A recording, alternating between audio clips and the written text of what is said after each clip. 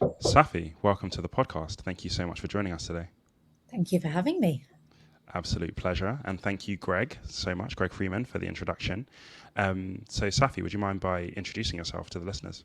Yeah, of course. So I am Saafi. I am the founder of a new company called The Bridge. I'm also a leadership coach, and I also am an advisor of Data Literacy Academy.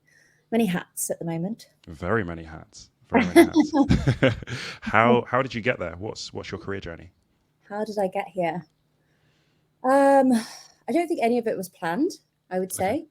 I think I've been very much just taking steps on what feels good for me my whole career, really. I sort of started, gosh, I mean, I had loads of different jobs before I had like what we could say like a proper career. I guess my proper career started in sales. Okay. At the kind of like early stage, I kind of started as what you'd call an SDR, did outreach, moved up into management, moved across into sort of account management, growing commercial teams. And then I guess just kept stepping through the kind of commercial world because I found it really interesting. I sort of did, I went into commercial operations for a little bit, realized that wasn't necessarily my bag. What was it that you didn't like about that? I think I missed like the variety of like having a customer facing role as well.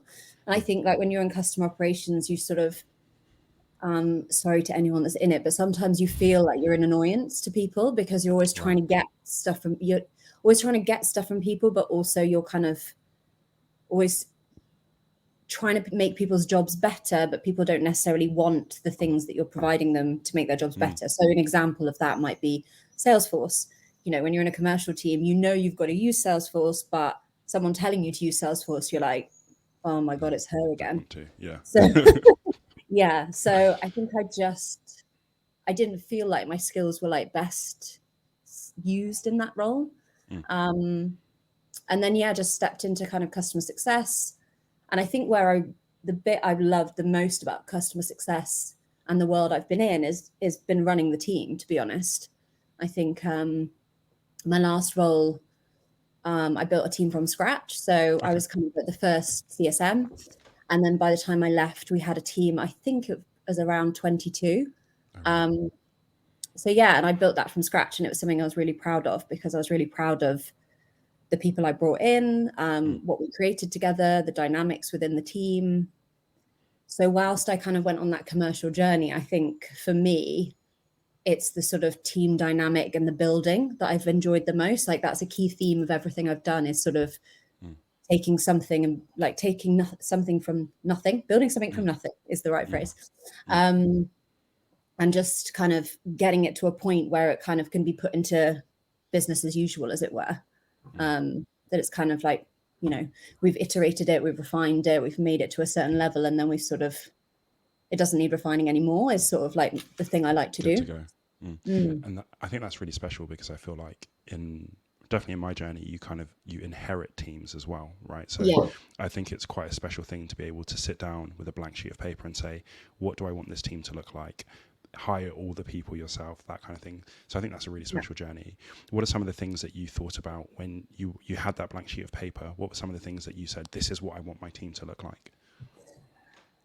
Great question. I think, to be honest, like because of the journey I've been on personally, like I've always been, I think I'm quite a critical person, and it can be quite a useful thing in business because I'm always helping perfect. But when I was younger, I kind of had that lens on myself, which was very much like, how can I make myself better in essence? And so I think quite young, I learned what my flaws were. And so I think when I've looked for building teams, I've always looked for what do I not have? Because I think I always view teams as sort of a jigsaw puzzle rather than like a hierarchical pyramid. It's very much like we all have our part to play. And I think I just look for, okay, I know I'm not as gifted as this. I know I don't have the energy as an example, like I'm quite introverted a lot of the time. So Really? Yeah, I'm really good at sort of like, I can lock myself off for 8 hours or whatever, Yeah. and get a load done, and I don't need external input, I guess. But then I have to come up and I need the stimulation. But I needed somebody that, as an example, my first hire is like, I needed someone that gets the energy from always interacting with people, because when we're building those relationships with the customers and it's always on, you need someone that like buzzes off that, where I can dip in and out of that, but it's not something I need all the time. So like, that's one example, like someone that can really, really hold the fort and really can just, buzzes off that energy, can build great relationships. One example, but that's sort of what I always try and think of, as I try and think of, okay, where are the bits I don't have and what do we need? And then as we built the team, I'd ask the rest of the team, okay, guys, what do we think we're missing? It's not necessarily like, we know we need a customer success manager, like that's fact, because we're growing and we've got loads of customers, but like, what do you guys not have? And what do we not have right now that we need? And what do we need more of, kind of thing? So that's sort of how I approached it, I guess. I think that's a really good approach. And I think that being so self-aware in terms of, these are my limitations, these are my flaws, I think that gets you so far, because you're not scared to hire in people that are better than you, because that's why they're there. They're better than you, Yeah. Like if I think about my team, they were all better customer success managers than I would ever be, because just the way, I mean, that one example is getting energy from interacting with people all the time and building really, really strong relationships that way. I do, but I do it in a very different way. So I think those people were very just such powerful customer success managers. So yeah. What was your journey with leadership? So what did you study at uni? Did that kind of lean into anything that you're doing now? And then what was your journey growing in leadership? Great question. So I did philosophy at uni. Okay. Which, if I'm honest, I think I just did it because it didn't have any bounds. It didn't have any sort of like limitations. It didn't mean that because I did this, I had to do that, or because I did this, it meant this was the specific journey for me. And I have always been someone that like, I'm always reading. I'm always like listening to stuff, learning stuff. And so I found philosophy sort of like quench that thirst for knowledge, in essence. I guess like it didn't really lend itself to my career as such, but I think from a very like from university, I learned how to ask really good questions. I learned how to kind of like understand both sides of an argument, understand sort of that there's not always one answer, to dig a bit deeper. I think I learned that we live in a very kind of logical, data-driven world. Sorry, Tolu. Don't be sorry for that. But I think there's another side to it that we really miss, right? I think like data does have its place, but I think we're human beings, and so there's an element of how do we relate to each other? How do we understand each other? How do we ask the right questions? How do we like, why are we here? All those kinds of questions that I just loved. So I couldn't agree more, because I think that what separates data people, for example, is what you do with the data, because the data isn't, it's not good or bad.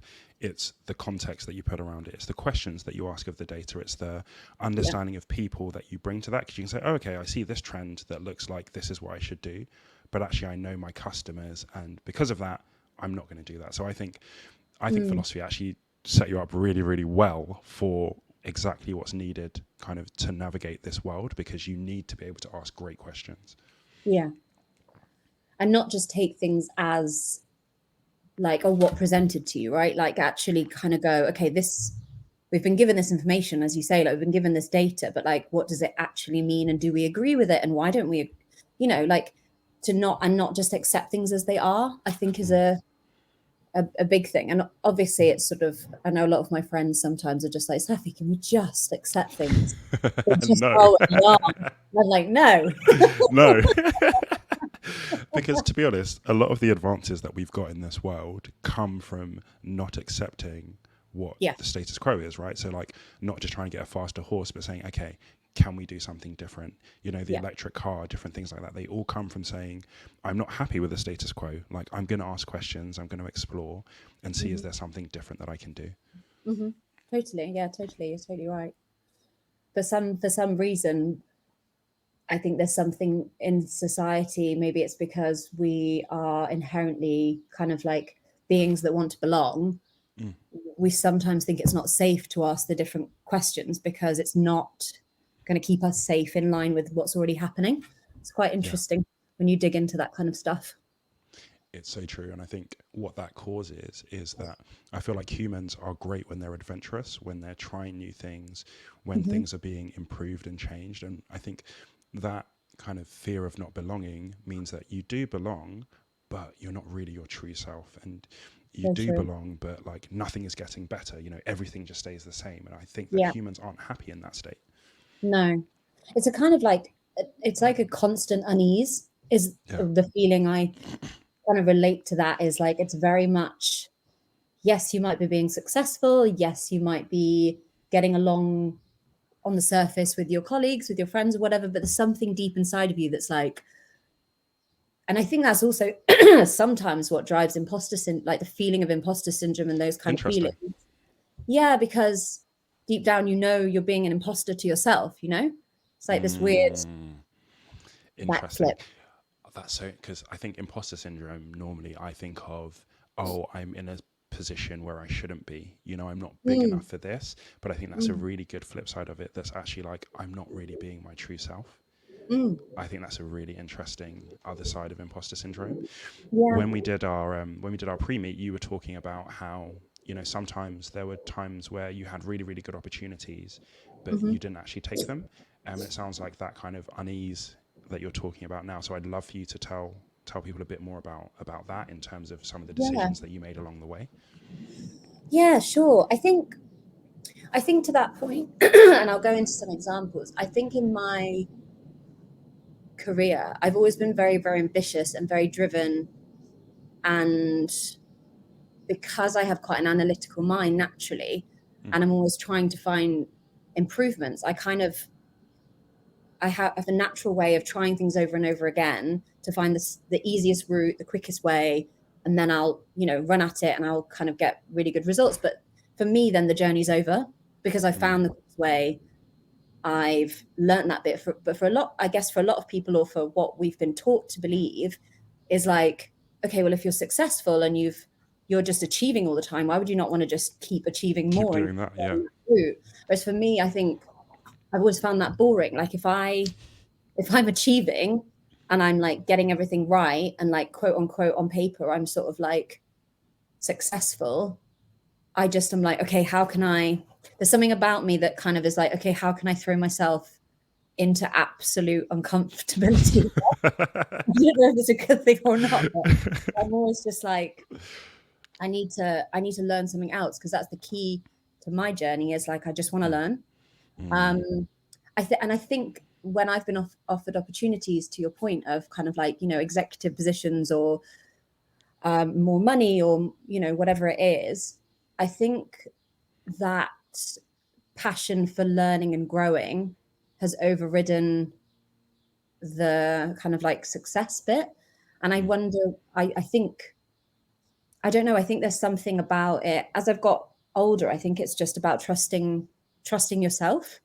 Whereas I think when I was younger, maybe I was just following the curiosity, the intrigue. But I actually think like what I was doing was going, this isn't right for me, like subconsciously almost, because I don't think I had the. What do you mean? Sorry. How did you know that even it to the wasn't right subconscious level? Yeah. And how did you identify that feeling? Because it feels like you're someone who's very in tune, kind of like with your inner self, in terms of, I can feel that that's not right and I can act on it, I can trust myself. How did you know? I think, to be honest, it's reflected in my behavior.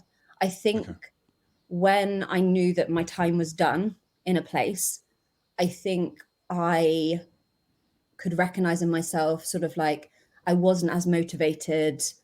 I'd probably be a bit of an annoyance to people around me.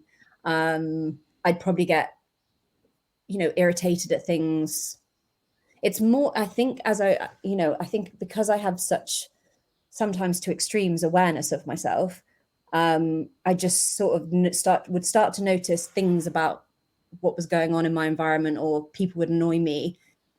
And it just didn't feel like conducive to like a good environment anymore. And I knew that I was the cause of it, if that made sense. Wow. Which sounds like, taking it a bit deep, but yeah. That's exactly why we're here, right? Philosopher is coming out to play. Right deep. I love it. I think I think it's so interesting, because most people would probably blame the environment as opposed to saying, actually, it's me. Yeah. So how did you switch that? I did at the time. So when I was a bit younger, I can't say that like I'm 100% like I always know, but when I can reflect, I can see my own behavior. I see.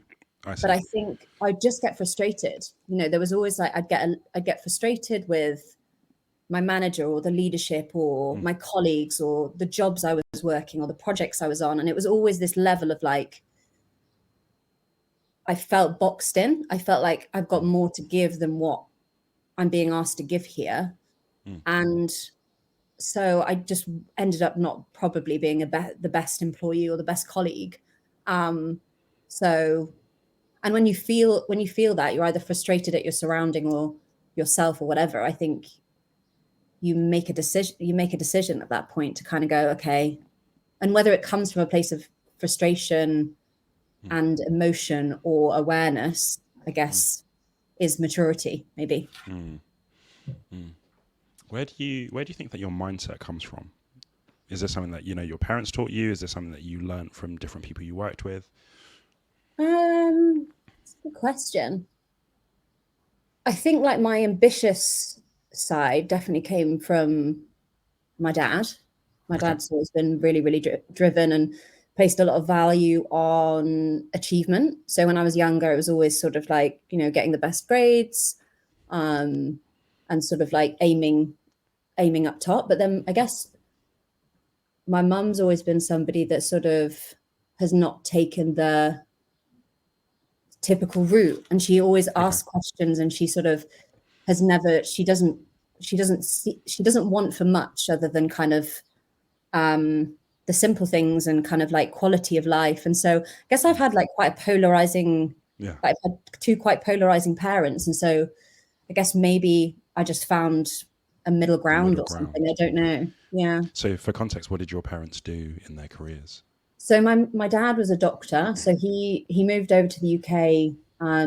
So I'm half Indian, but he lived in Kenya as a kid. So they came over as immigrants, him and his parents. So I think when you're born into an immigrant family, there's something that's like you must achieve. Like we've got everything.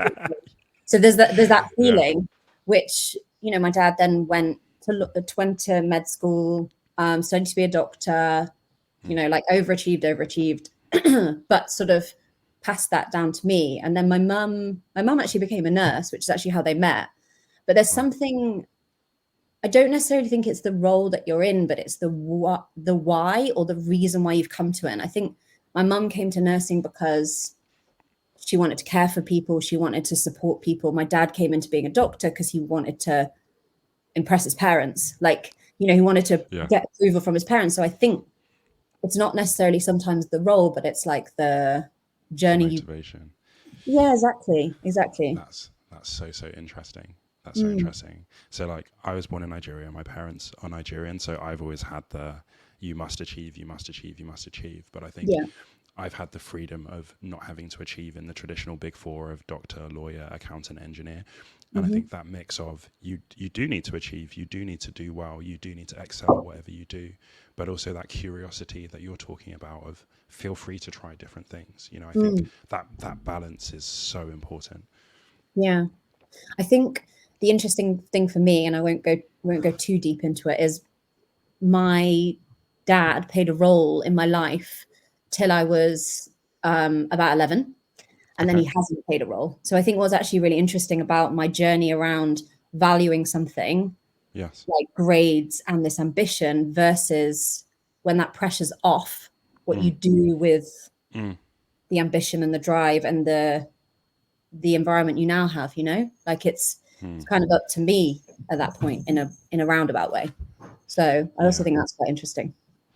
I think so too, because once you're there to make your own choices, and it's not because mum and dad say that I have to, I think that's when you realize who you really are, right? So, you know, my parents, the thing was, there's no chance that you're not going to uni, like you have to go to uni, but after that, like you've got to figure yourself out. You know, what do you do at uni? You figure it out. So I agree, like there's only so far it can take you before you have to take it for yourself and really become like what you feel like you can be. Where do you think that your self-awareness came from? I think it's I genuinely think because I've learned that I have a very sort of, as I say, analytical mind, and the ability to see what needs to be improved, kind of thing, like the gaps, I can kind of like, you know, I guess problem solve and see where the gaps are in different processes and stuff like that. I think when I was younger, as I say, I used that critical mind probably not to be that nice to myself. But I think as I got older, I realized that I knew a lot about myself, and actually I could be nice to myself with it, rather than like, you know, tell myself all the things I couldn't do. It's kind of like, well, no, that's okay. I don't need to be really good at those things. But what I am really good at is these things. So I'm just going to lean into those and kind of forgive myself for the things that maybe I'm not as good at.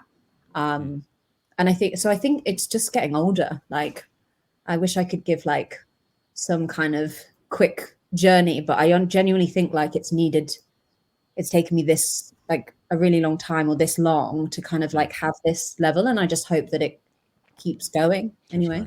Get older. Was there anything that really helped you along that journey, or something that you saw or that you read where you're like, oh, I don't have to be this way to myself? Or was there anything along the way? Yeah, I think like, I mean, one of the reasons I founded The Bridge is because I have always been a bit of a self-development junkie, I guess you could say, in that I was always seeking tools to sort of like shift my perspective, improve. I think it started out with like, how do I improve myself? Like, how do I make myself better than I am? But then I think I learned that actually it's not about that. It's about like a shift in perspective a lot of the times. So I think like for me, I've used a lot of different tools. I've kind of done everything from like, some of your listeners are going to be like, oh God, she's really woo-woo. Like, I've done everything from sort of like, you know, I'm really into astrology. There's something called human design I'm really interested in. I actually used it to help my teams and my team and the team dynamics at one point. So sorry, what's human design? What is it like top level? So human design, it's kind of a mesh of different modalities. So it's like, it weaves in sort of like astrology, some science, some stuff from the Kabbalah, some stuff from the I Ching. It's like it's like a blended approach, but in essence, it kind of tells you how you show up in the world and like how you get your energy. What are your skills? What I would say is like, when you think about like Myers-Briggs, I feel like Myers-Briggs is really useful. However, you'll notice that it always changes because it depends on your mood for the day, or it depends on like what career you're in, or whether you're in dad mode or son mode or employee mode. Whereas human design is something that is based on your birth time and the time that you came into the world. So it never changes. It's your core essence in essence. So it's a little bit more esoteric, it's a little bit more quirky, but I found it really, really powerful just for like self introspection, and just to see how we all fit together. And again, it goes back to that jigsaw puzzle, rather than this hierarchical thing of like people are above each other. They're not. We're just all different, and we all just fit together in different ways. And then I guess, you know, I've done stuff like if you have heard of the psychologist Carl Jung, he has like some, you know, like it's called shadow work, but like it's understanding, you know, the stuff that you sort of hide from the world, the stuff that you don't like about yourself, all that kind of stuff, and making peace with it. So I've done a lot of stuff like that, like loads of different things. Even, you know, yoga, as I mentioned before we jumped on the call, like a staple of mine is I have to do yoga every single day because it just sets me up mentally for the day. It's my space, it's my time. to just kind of, bring myself down and get ready for the day. So I just learned a load of different things and kind of like cherry picked what works for me. There's some stuff that I've tried that I'm like, I'm never going to do that again. Like, no idea what I'm never going to touch that again. But it's just useful to know about it. So all these different tools for me have helped me have greater self-awareness of myself, which means I can show up better, I think, which is, as I say, ultimately why I created the bridge, because I want other people to have access to those things too. So tell me about the bridge. What is it? So at the moment, it's 2 parts.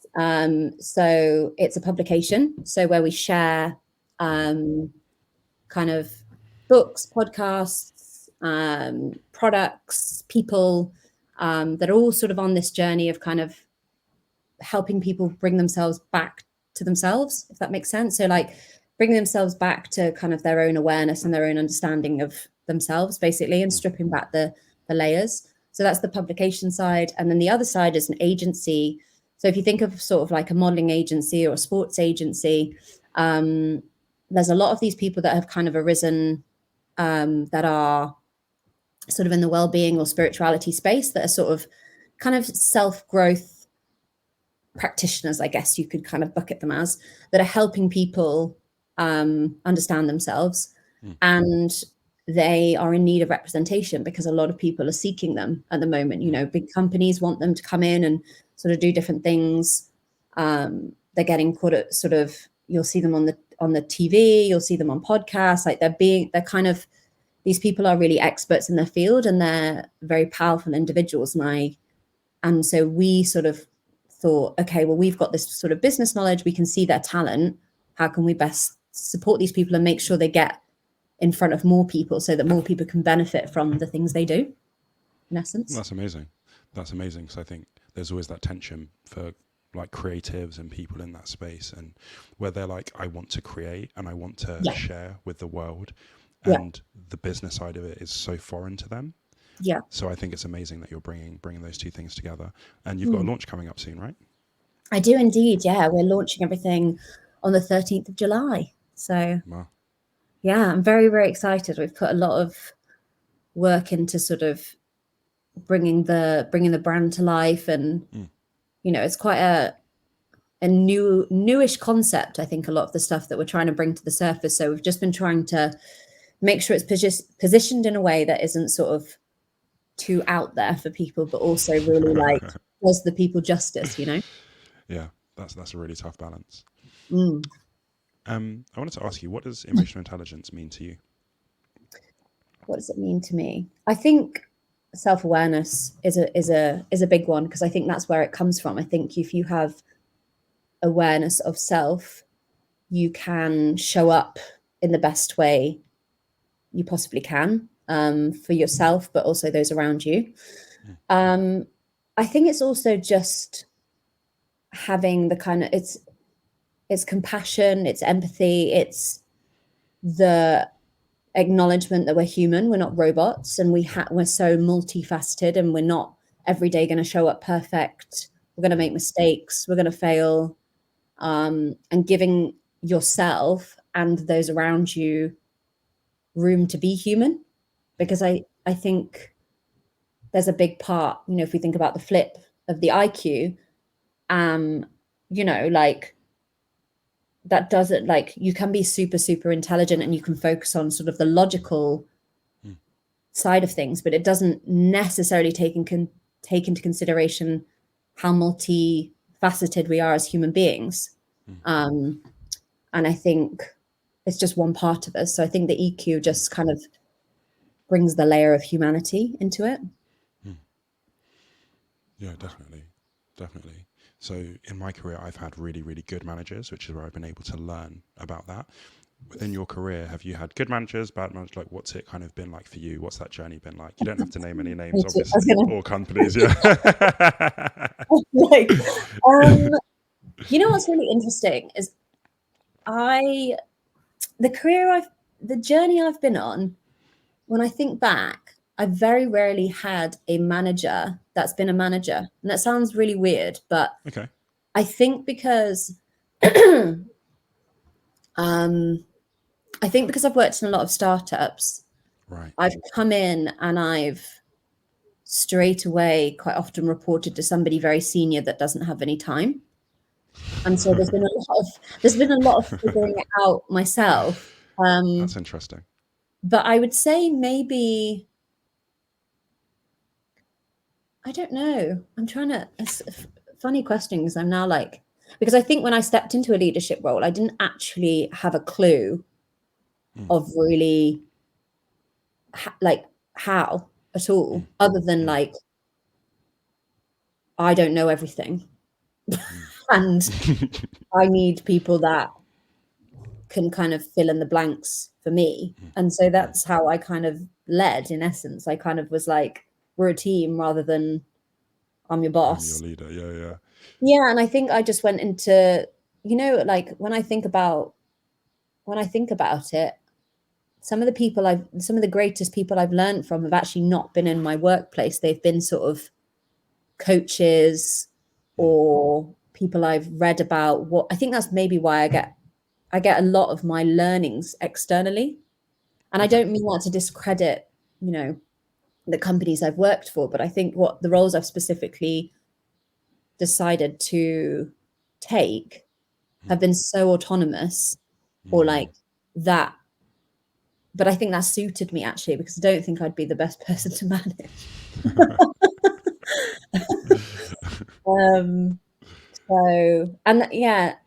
I think, to be honest though, that, I've worked for a couple of people where they've kind of, I guess they've given me the trust. They've given me the trust that I'll figure it out, and the space to do it.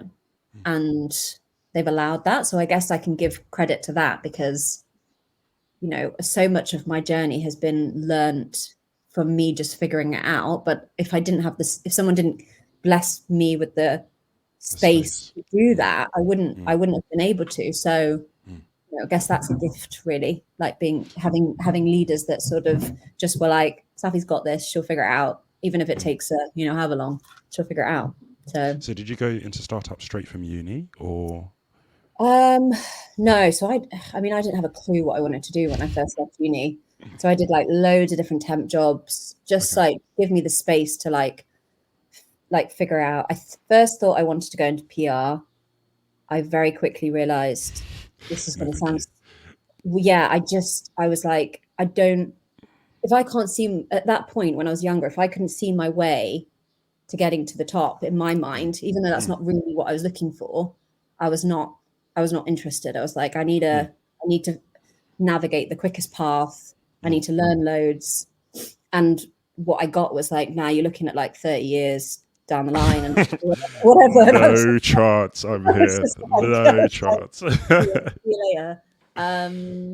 So yeah, my first role, like I'd say that I took the most seriously was the sales job when I was in London.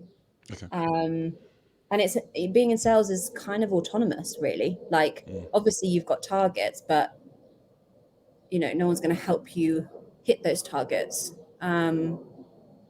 So yeah, I guess that was like, it was, and I guess to your question about whether it's a startup, I mean, it wasn't a startup in the sense of like it had only just been created in the past year or so, but it was a publishing house. So I sold advertising for my first kind of role. And there was like 15, 20 people in the company. Right. So it's still that kind of startup feel, size, kind of vibe. Yeah. It wasn't a big, so I've never ever actually worked for a big company ever. So Wow. yeah. Wow. That's so interesting, because I've only ever worked for a massive company.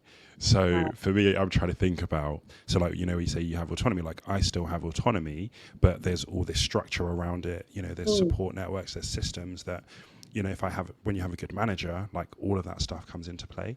And I think it's an amazing thing to have been able to have to figure that out for yourself. And I wonder like how I would have navigated that, in terms of how do you become a good leader, because where are you getting your role models from and different things like that. So that's so interesting. Yeah. And I mean, I'm sure if you spoke to any of my team, there is I wasn't perfect by any means. And I definitely sort of like, there's definitely some questionable, decisions I made that, and, days where I probably wasn't in the best mood. But I think what I tried to practice a lot of the time with my team was like constantly being like, none of us have done this before, like including me. So we're all just kind of figuring it out together. And I need you guys to tell me, like, if I'm communicating correctly, like if you think I'm sharing enough information, if I'm coaching you in the, like, we need that constant feedback. And I think that also takes I wouldn't have done that early on in my career because it would be too like, I can't acknowledge that I don't know everything. So again, that takes a bit of maturity as well, as like the knowing that just because admitting that you don't know everything is not, people aren't going to think you're awful at everything, because that was, it's quite often our perception is that if we say, I'm really struggling, I don't know what I'm doing here, I need your thoughts, that you think that everyone will just discredit you and just think you're rubbish, basically. But I found the opposite to be true, actually, because then people feel like, oh, she's human. She's not this like, scary person. It's like she's a human being too. So, yeah. Did you get a lot of feedback from your team? And was there any feedback that you found quite tough to take on board? Yeah, I did get a lot of feedback. I think when we sort of went through that phase in my last company where we were scaling, we were looking for our Series A or Series B, and we took on sort of some, big leadership, I guess you could say, like, people from bigger companies had more experience from America. And it just changed, it completely changes the culture. Yeah, completely. And I think the way I handled that, I think I got a lot of feedback about that, because I think that really pushed me. That kind of like the imposter syndrome that we talked about earlier, that really kicked in, because it was like, a load of these experts were coming in and I'd learned on the job. So I was very much like, gosh, they all know more than me. They all know more than me, and I don't know anything. And I almost, like, this phrase is used a lot, but it's like I almost like gave my power away to them, because I almost was like, well, they know more than me, I'll trust whatever they say. And I don't, and in this moment, I don't trust myself. And I think some of the decisions that were made, I think had I maybe stood a bit more firm in my position and had a bit more belief in myself at that point, I might have been able to change them or overthrow them, or they might have been a slightly different. And I think that was definitely some feedback I took from my team, which is kind of like, why aren't you speaking up, kind of thing? Why aren't you? Which is, not the easiest thing to take, but I think it's good. So because that's kind of like, we think you're good, why aren't you thinking that you're good, is a part of that as well, right? Is that we know that you know what needs to be done, but you're not speaking. That's so interesting. And I think it is so tough sometimes, because I feel like with England, we have this interesting relationship with America, because we're kind of like, I guess in some ways the older brother, right? But then they're like the younger brother who's now bigger, faster, stronger, like all these other things. It's like, yeah, it's like someone used this example. One of my colleagues said, like, it's like some kind of rugby team or football team or something, and you're the old guys, and then this new fresh person's come along. Whippersnappers. Yeah. Like, damn it, might as well just give up, man. Yeah. My friend, I remember my colleague said that to me, and she was just like, we just gotta like change our attitude around it. And I was just like, yeah,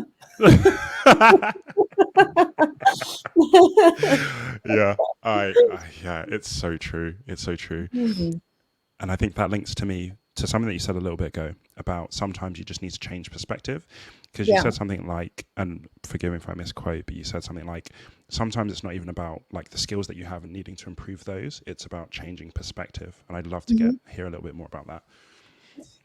Yeah, I mean, I guess like it's really interesting, because I've never been in a big company where you sort of and I'm making assumptions that all big companies have this, and I'm sure they don't all have it. It's like this, the structure for training and upskilling in your role and feeling supported in your job. I think I've never really had that.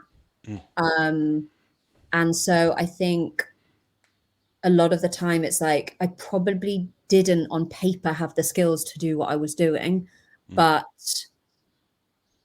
it's like the skills, but like I think it's the difference between, it's like, I'll give an example, which is a friend of mine is a project manager and she's been applying for jobs. And I said to her, like, your skill set, you'd be a brilliant customer success manager, actually. And she was like, well, I've never been a customer success manager, so I can't. And I was like, but if we break down your abilities and like what you're naturally gifted at and what you've done, you are a customer success manager. So it's like, it's almost like having the ability to like strip back and go, well, I have got the skills, I just haven't done that job. So how do I apply it? So it's almost like, I constantly had to do that in my career. I think it's like, I'd never run a team before, but I did have a coaching qualification.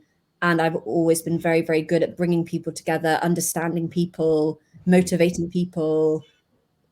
So I just had to sort of go, okay, well, I practice these skills in my personal life. And I have some of these qualifications that I specifically went and did. And I know how to ask good questions. And I know how to listen well.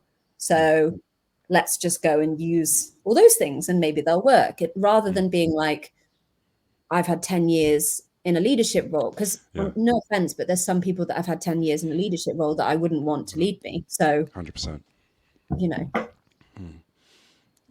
So I had this, I think it was my manager's manager at the time. And he said to us, look, I want to be able to put you guys in any situation and have the confidence that you'll ask the right questions, you'll listen really well, and you'll be able to come to good outcomes, even if you know nothing about it. And I think for me, that's always something that stuck with me is that, look, even if I have to lead a team where I don't really understand what they do at the time, I'll be okay because I'm happy to ask questions. I'm happy to say, I have no idea what you're talking about. Like, speak to me like a child, you know?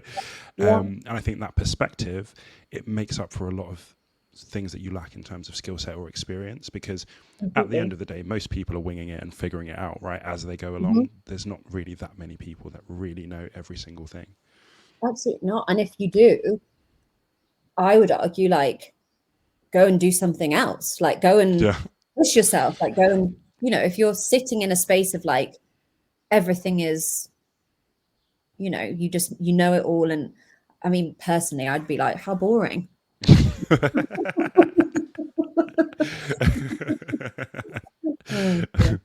I think for me, that's something that struck me from our first conversation. And for me, I find really admirable is that thing of, I want to push myself outside of my comfort zone. Like, you're like seeking the outside of the comfort zone. And I think that's, for me, that's amazing. I would say it all the time. Would I have it any other way? No. So no. And I think everybody could take, even if it's just a little bit of that, like, yeah, you don't have to go crazy with it, but like, even just challenge yourself that little bit, like, okay, how can I put myself even just a little bit outside of my comfort zone? I don't think I've ever gone outside of my comfort zone and been like, that was a terrible decision. I don't think that's ever happened. No, it's quite liberating, really, because it's sort of like, you know, I was reading this book. It's an amazing book. It's called U Squared by Price Pritchett.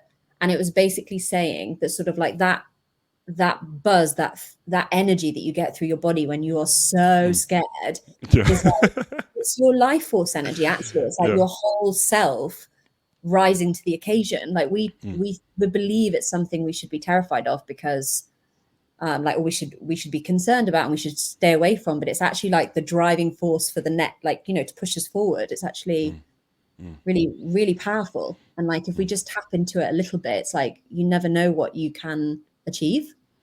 And I was thinking that with your podcast, like, I mean, I'd love to know, I'm interviewing you now. I'd love to know, go ahead. When you first put it out, like, how did you feel? Like, how did you feel when you set it up? That's a really good question. So what happened was that I put out this post on LinkedIn basically saying, I'm thinking of starting this podcast. And I had put off putting this post out for months, right? Like, I'd had the idea. I didn't have anything in place, and it got to the point where I was like trying to find the right day, the right time, and all this nonsense around that. And then I just said, you know what, I need to stop.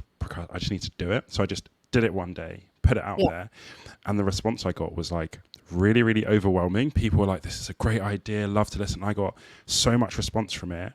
And that feeling that you're talking about of like, oh, okay, like that adrenaline, like, and then I realized I don't even know how to distribute a podcast. I don't know anything about it. You figure it out, Google. Exactly. I literally I put out the post, let's say at like 7 o'clock. By like 9 o'clock, people were like commenting, responding. And then I was like, oh my gosh, so that day, I do this now. I did it there and then, went on Google, found out Anchor, did all the stuff. And I released a podcast episode that day, just a 5-minute thing of this is what the podcast is about. Yeah. Because that rush that I was like, I need to like capitalize on this, because if I wait till tomorrow, that might not be there anymore. So it was just this really fascinating like experience of, oh, this is actually an okay idea. And then going to do that. Yeah, that's amazing. What you're talking about. Yeah. And to that point of what you just said, like, I think in life we do that. We were trying to wait for the right moment. We're always trying to like, it's not the right day. It's not the right time. I don't have enough money. There's always going to be some excuse somewhere that it's like, you just have to do it. Start. Because there's always going to be a reason why not to. Always. Exactly. And I feel like once you get it started, that's the snowball. Things just come and come and come, and it's just like the momentum keeps itself going in a lot of ways. So yeah, I think once you just step out, like I love what you do of always trying to get a little like outside of your comfort zone. I love that. Well, I've never run a company myself. I've never started a company before. This is the first time I'm doing it, and I've definitely been through all the things of like, how do I think I'm, good enough? But ultimately that's just this voice in your head that you just got to be like, thank you. Silence it. Yeah. And I've been looking just on like, I've been getting more involved in LinkedIn, and it says something like only 1% of people on LinkedIn create regular content. And it's like 5% have done it in the last 3 months. So sometimes you think like, what do I have to say? I don't know what I'm doing. But when you think about it, there's not actually that many people who are doing what you're trying to do. So like with starting a company, there are loads of people that say they want to start, that have the ideas, but never take the step. Yeah. So like for me, like, go on. No, carry on. No, you go. You. I was just going to say, which was me for a really long time. I've tried I've always thought I wanted to start a company, and it's been an idea for a very long time. So to your point, one day I was just like, I'm doing it. It's happening. Good. So I, even though I kind of said I like to push myself out of my comfort zone a lot, this was another thing where I was like, it still took me the back and forth of like, oh no, oh can't do it, oh no. But you just got to push through. And that's actually okay. Like sometimes I think when you watch like the podcasts and stuff, it sounds like it just one day I had the idea, the next day I did it, then a week later, wait a minute. But it's not like that. There is that back and forth. But I think as long as you take action at the end of it, because for me, it's like the fact that your business exists is already a win, right? Yeah, true. Then when you add that to your mindset and to how you approach things, like your business over time is going to be successful because it just takes that consistency. Keep doing it, keep learning, keep growing. So for me, I'm super excited to see what happens with the bridge. Thank you. I really appreciate that. Yeah, my pleasure. Just as we close, you mentioned earlier, if you could talk to your younger self, what would you say to your younger self if you could talk to her? And pick an age. You at this age, what would you say to yourself? Ooh, I'd probably say like 14. 14? Yeah, okay. I know it's not that young, but I feel like 14 was when I think I struggled the most, around that age. I think I would just say like to be nicer to myself, because I don't think I was that nice to myself when I was younger. And that my curiosity is like a gift rather than, I think when you're a bit younger, you get taught like stick to one thing, like pick up an instrument and just keep playing it and don't ever stop, rather than like it's okay to like try something, not move on, like have a curious mindset about your life a bit. So I'd say be a bit nicer to yourself, and your curiosity is actually a gift. I love that, because I feel like when we're younger, we're told curiosity killed the cat. That's what we did. Where does that come from? Like, what? It's terrible. Like, why are you killing curiosity? Yeah. Why are you killing cats? Yeah. So I love that. Like, curiosity is an absolute superpower. And I think it takes a lot of bravery to be curious and to ask questions, to put yourself out there. And I think it just helps so much with everything. Yeah, absolutely. Well, I've loved this. Yeah, Saafi, thank you so much for being on the podcast. I've loved this conversation. Yeah, me too. Thank you so much for inviting me. My absolute pleasure. Thank you, Greg, for the connection. I know. Thank you, Greg. Yeah. And I'm sure you will keep us all updated on what happens with the bridge, and we'll put your website and we'll put links on how people can connect with you into the show notes. Amazing. Thank you so much, Tolo. Appreciate it. Awesome. And thank you guys for listening, and we'll see you on the next episode. Bye. Thanks, everyone.